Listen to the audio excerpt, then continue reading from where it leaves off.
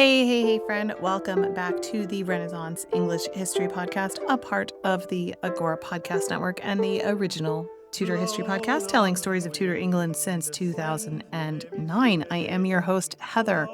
And as always, I am delighted to share this time with you. Thank you for being here with me and wanting to nerd out on Tudor history with me. This week, we are going to talk about great escapes, Tudor prison breaks.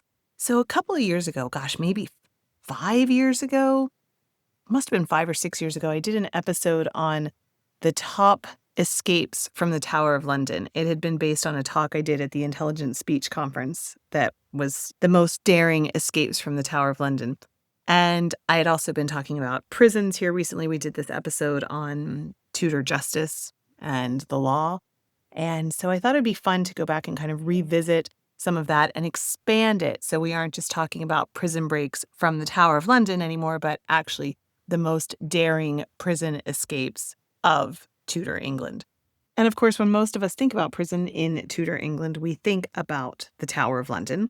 And that's, of course, the most kind of iconic and famous prison. But there were other prisons. So today we are going to break out of the Tower, literally. Because while the Tower of London had its fair share of escape attempts, some successful, some, let's just say, headless, there were other Tudor prisons as well. Some were formal castles used to detain high-status prisoners. Some were just city jails or even private homes repurposed as detention centers. Some were unofficial, improvised on ships, in monasteries, in the back rooms of inns. And it turns out that outside the shadow of the tower, the escapes could be just as wild. From clever disguises and bribed jailers to secret codes and fake suicides, Tudor prisoners got up to some very creative schemes to win their freedom. So today I have pulled together some of the best non-tower Tudor jailbreaks. We'll hear about the Protestant reformer who faked his own death to escape across the sea. We'll scale the castle walls with an Irish lord who wasn't done causing trouble, and we'll hide among Catholic priests sneaking out through secret passageways. And yeah, I'm going to cheat just a little bit and include one final tower escape because it's just too good not to. So let's kick it off with one of my favorites, a dramatic escape involving a set of clothes, a staged drowning, and a swift exit to Germany. Robert Barnes was not your average prisoner. He was once a respected prior of the Augustinian monastery in Cambridge, a scholar with a sharp tongue and an inconvenient enthusiasm for Martin Luther. He had traveled to Germany and met the man himself. He believed in reform. He believed in the scriptures being available to people. And most dangerously of all, he believed that Henry VIII might one day be persuaded to believe it too. By the late 1520s, Barnes had already gotten himself into trouble. He'd preached a fiery sermon on Christmas Eve in 1525, calling out church corruption and quoting Luther right there in the pulpit. That landed him in a heresy trial and a spell in prison. But he wriggled out of that one, likely with some influential help behind the scenes. Fast forward to 1528. He's back in England and he once again finds himself under suspicion. The exact details are a little bit murky. He may have returned quietly, or perhaps he was arrested while trying to get back in. But what we do know is that he was in danger. Heretics didn't get many second chances under Henry, and the reformers were increasingly being used as pawns in the political games of Thomas Wolsey and Thomas More. So Barnes decided to disappear. According to multiple accounts, he staged his own death. He left a pile of clothes near a riverbank, making it look as though he had thrown himself into the water and drowned. No body was found, of course, but that only added to the plausibility. Maybe he'd been swept downstream. Maybe the fish got to him. Maybe the judgment of God had intervened. But in reality, he was alive and already halfway to Germany. He managed to reach Wittenberg, where he reconnected with his old Protestant contacts and lived under the protection of German reformers. He worked closely with Martin Luther, translating texts and writing tracts, and staying one step ahead of Henry's agents. Barnes's suicide was so convincing that for a while the authorities actually truly believed that he was dead. It wasn't until much later, when his name popped up again in reformist circles, that they realized that they'd been duped. By then, Barnes had become a kind of Protestant celebrity, the Englishman who outfoxed the Tudor state with nothing more than a discarded cloak and a river. He eventually returned to England under Cromwell's protection, a sign of how much the tide had temporarily turned. He even acted as a sort of go-between in diplomatic missions with the Germans. But as we all know, Cromwell's downfall in 1540 brought his friends down with him. Barnes was arrested again, tried as a heretic, and this time there was no escape. He was actually burned at the stake on July 30th, 1540, the same day that Cromwell was executed. Still, that riverbank trick, absolute legend. All right, now let's move on to Irish rope tricks, the Earl of Desmond escaping Dublin Castle. So, we're going to head over to Ireland. Dublin Castle wasn't just a symbol of English authority in Ireland, it also doubled as a prison, especially for those noblemen that the crown found inconvenient but not yet execution-worthy. And one of the slipperiest of these noblemen was Gerald Fitzgerald, the 14th Earl of Desmond. The Fitzgeralds of Desmond were a powerful Anglo-Irish dynasty with a long history of rebellion, and Gerald was no exception. In the early 1570s, as tensions mounted between the Irish chieftains and the English government, Desmond found himself caught up in the usual web of politics, suspicion, and outright hostility. He was summoned to Dublin under the guise of negotiations, but of course, once there, he was promptly imprisoned. Now, Desmond wasn't actually kept in a high-security unit. His imprisonment at Dublin Castle was typical for a high-ranking noble. Locked away, certainly, but definitely not chained to the wall. And he had help, either from sympathetic jailers or from his own men who had managed to smuggle him in some supplies. Whatever the case, Desmond pulled off one of the great noble escapes of the period. One night in 1573, he fashioned a makeshift rope, probably from bedsheets or other linen materials tied together, and he used it to lower himself down from a window in the castle. Now, there are conflicting reports about exactly how far the drop was or how secure the knotwork turned out to be, but the point is, he made it out. And once he hit the ground, he had followers waiting nearby to whisk him away. Desmond didn't just escape and vanish quietly into the countryside. He went on to lead the Desmond Rebellions, a major series of uprisings against English rule in Munster.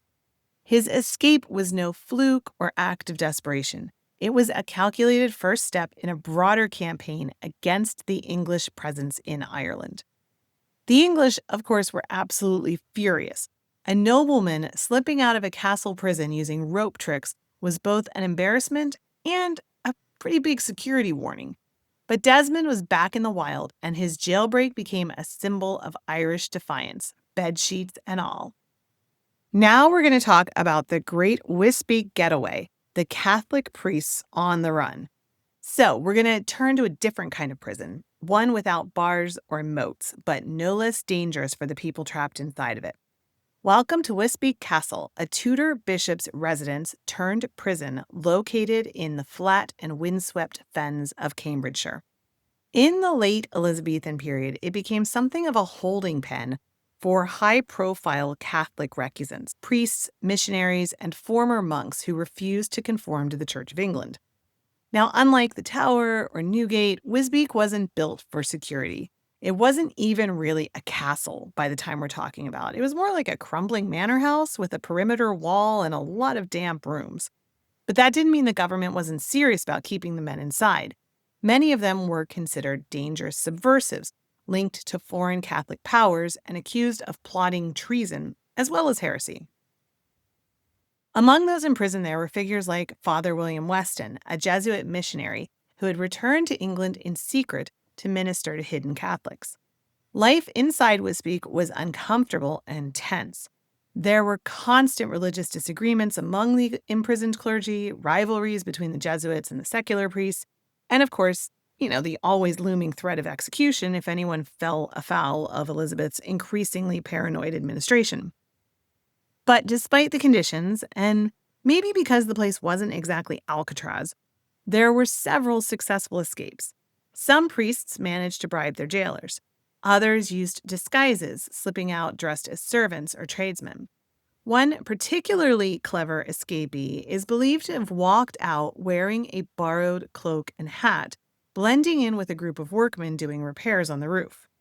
Catholic networks across England, especially in East Anglia and the Midlands, were skilled at moving fugitives from one safe house to another. Once out of Wisbech, an escaped priest could usually rely on a string of sympathetic families, often wealthy women in remote country houses, who would hide them in secret priest holes or transport them in disguised carts. Wisbech never saw a full-scale breakout, but the number of priests who quietly vanished from its walls was enough to worry the Privy Council. And while some were recaptured or eventually executed, many simply vanished into the vast patchwork of England's underground Catholic resistance. For every priest who burned at Tyburn, there were others who managed to vanish with the help of a good cloak, a quick exit, and a network that believed that their survival was a holy cause. Next, we're going to talk about John Gerard's Tower escape. So I know I said this episode was about escapes outside the Tower of London, but this one is just too good to leave out. It's got invisible ink, daring rope work, nighttime rowing, and a priest with dislocated fingers. If you're going to break your own rules, at least do it with style. So let's talk about Father John Gerard. Gerard was a Jesuit priest operating undercover in Elizabethan England, a time when that job description basically came with a death sentence. He was arrested in 1594 and thrown into the Tower, where he was interrogated, tortured, and kept under close watch. But he never broke. Even after being suspended by his wrists for hours, so long that his shoulders dislocated, he refused to betray anyone in the Catholic underground. But Gerard wasn't just resilient, this man was also resourceful. While still imprisoned, he managed to smuggle out letters written in invisible ink made from orange juice. The trick was simple but brilliant. The juice wouldn't show up on the page until it was held over a flame. These hidden messages helped to coordinate his escape with allies on the outside. The plan was both daring and absurd. A rope would be thrown across the tower moat from the outside, secured to a hidden anchor point inside his cell, and he would climb down the tower wall, swing across the moat, and escape in a waiting boat. All this while his hands were still healing from the torture. His grip was weak, and the climb would have been brutal even for a healthy man, but Gerard was determined. On the night of the escape in October 1597, the rope was secured as planned. Gerard slipped out of his cell, climbed out of the tower, and began to lower himself across the dark waters of the moat. One false move, and he either would have drowned or been caught and executed on the spot. But he made it. His allies rowed him across the Thames, and by morning he was gone. And unlike so many of these stories, this one actually has a happy ending. Well, for a while anyway. Gerard made it out of England entirely, escaping to the continent where he spent the rest of his life writing, teaching, and, fortunately for us, documenting everything. He wrote his autobiography of a hunted priest, which reads like a thriller. He describes the escape in vivid detail, including how the rope cut into his hands and how he and his friends laughed and cried once they were finally safe. Gerard was one of the few prisoners to escape the Tower of London in the Elizabethan period, and he did it with stealth, smarts, citrus, and a truly terrifying amount of upper body strength. You can't ask for a better jailbreak than that. Now we're going to talk about some honorable mentions. Stories that might not have earned full chapters in the history books, but still show how wide-ranging and sometimes downright ridiculous Tudor-era escapes could be. First up, James Melville, the Scottish diplomat and court insider. In the early 1580s, Melville was placed under house arrest in England, more comfortable than a cell, but still meant to keep him quiet and under control. He managed to slip away, almost certainly with help from sympathetic contacts, and made it back to France, where he continued his diplomatic career. House arrest, it turns out, only works when your prisoner agrees to actually stay in the house. Then there was the shadowy world of the Catholic smuggling networks, especially in the coastal towns. These weren't one-off escapes, but entire systems designed to move fugitives out of England. Priests, former monks, even lay people accused of recusancy could find safe passage hidden in barrels, underneath loads of wool, or disguised as servants on merchant ships heading to Calais or the Low Countries. You also had forged pardons. Yes, actual forged royal documents, sometimes slipped into the record or used to fool a gullible jailer. We don't have many detailed examples that survive, but mentions of false protections appear in court records, suggesting that clever prisoners occasionally tried to paper their way out of captivity. And finally, let's not forget the escapes that hinged on sheer audacity. During the Marian persecutions, some Protestant reformers evaded arrest altogether by simply changing their names, relocating to a different parish, and laying low until Elizabeth came to the throne. It wasn't glamorous, but it worked. All in all, Tudor England was full of cracks in the system. Between corrupt officials, poorly guarded jails, and networks of allies, escaping wasn't common, but it was absolutely possible if you had the nerve, the friends, or the rope, and maybe the orange juice. So there you have it. Riverbank suicides that weren't, noblemen on bedsheets, orange juice-coated letters, and priests vanishing in plain sight. For all the might of Tudor justice, the system had its blind spots, and every so often, someone found a way to slip through the cracks. So we will leave it there with this jailbreak tour of Tudor England. Thank you so much for listening and for spending this time with me. I will link to that episode I did on the Tower of London escapes as well in the show notes. You can go back and listen to that because there's some really good stories in there as well. So let me know what you thought about this. You can always hop into the Tudor Learning Circle at tudorlearningscircle.com. And it is a social network just for Tudor history nerds. So that's where I hang out often. And you can leave me comments in there or wherever you are listening to this. I do love and appreciate hearing from you. Thank you so much, my friend. I will be back soon. Have an amazing week. Bye-bye. Blow, northern wind, send who may be sweating. Blow, northern wind, blow, blow, blow. Ich hote boord in Bouwbreek, dat soll is semlies on sea.